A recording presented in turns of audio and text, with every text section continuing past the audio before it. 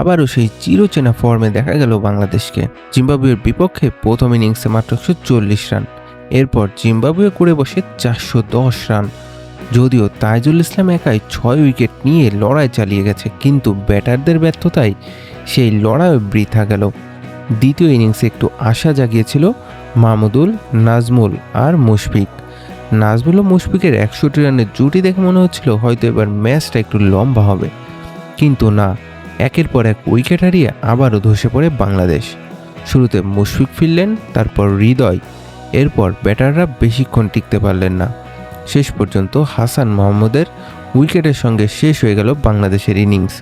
মাত্র 185 রানেই all out. ফলাফল innings ও 85 রানের বিশাল হার।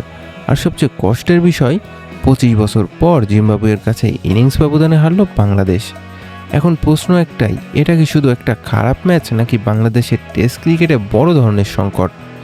আপনার মতে এই হারের জন্য সবচেয়ে বেশি দায়ী কার? ব্যাটার, বোলার নাকি টিম ম্যানেজমেন্ট? কমেন্টে জানান।